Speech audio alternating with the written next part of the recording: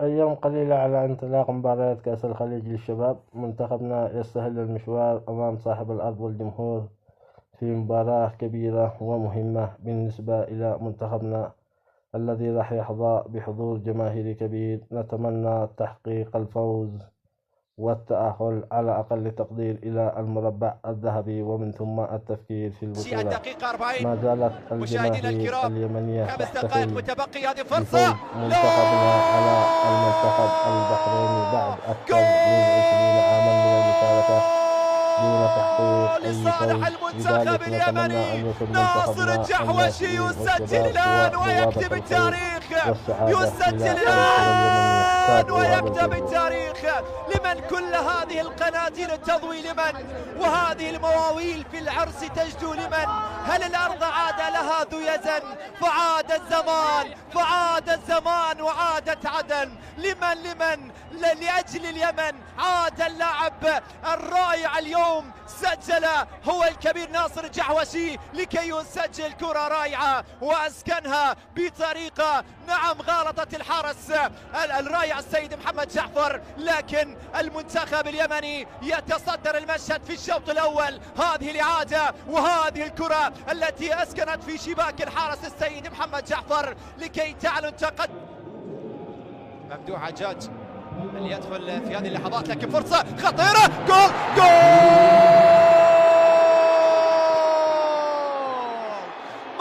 ما عجز عنه في الشوط الأول، جاء في الشوط الثاني من نفس اللاعب محمد الرميحي يسجل الهدف الأول ويعدل النتيجة الآن. الله الله الله الله يا محمد الرميحي، يسجل أول الأهداف لصالح المنتخب البحريني. هكذا عاد المنتخب البحريني. لاحظوا الإعادة، لاحظوا الكرة ولاحظوا العرضية، وبعد ذلك وضعها في شباك أمان محمد ليعلن الأول عن طريق محمد الرميحي بكرة رائعة جميلة أسكنها في شباك الحارس محمد لكي يعلن التعديل الآن، لكي يعود بالمباراة إلى نقطة البداية، لكي يعود بالمباراة إلى نقطة الانطلاق.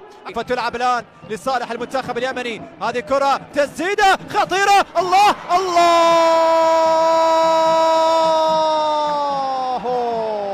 أيضا راية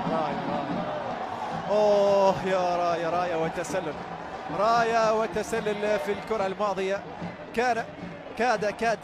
كاد المنتخب البحريني أو المنتخب اليمني أن يسعد الجماهير بتسجيل الهدف الثاني عن طريق اللاعب هارون الزبيدي كما فعلها مواجهة المنتخب السعودي في المباراة الماضية. اليوم هارون الزبيدي كاد أن يسجل الهدف الثاني لصالح المنتخب اليمني، لكن هدف أبيض بوجود راية والتسلل في اللقطة الماضية. هذا هو نور الدين ولد علي المدرب الجزائري، مدرب المنتخب اليمني اليوم في هذا اللقاء امام مواجهه المنتخب البحريني بقياده المدرب الكرواتي دراكان تلايتش. وكره ثابته وحوار على ما يبدو. الحكم الاماراتي عمر علي يعود لتقنيه الفيديو من اجل تاكيد الحاله الاخيره، هل وجود لهدف لصالح تشيكينج على ما يبدو جول. الفار يقول جول، تشيكينج جول. الله يا نور الدين ولد علي، الله يا نور الدين ولد علي، الله يا الله.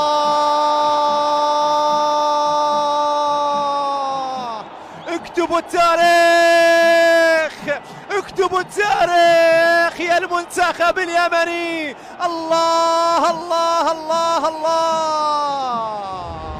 أمسى البكاء قاسيا، ربما لأن الدموع صارت تستحي من نفسها. لا شيء أجمل من ابتسامة تكافح للظهور ما بين الدموع، لكن الليلة هي ليلة الدموع، ليلة تاريخية بالنسبة للمنتخب اليمني من أجل أن يأتي بهذه الأفضلية ويسجل الهدف الثاني عن طريق هارون الزبيدي. الدموع هي أنبل لغة يمكن لأعيننا أن تتحدث بها.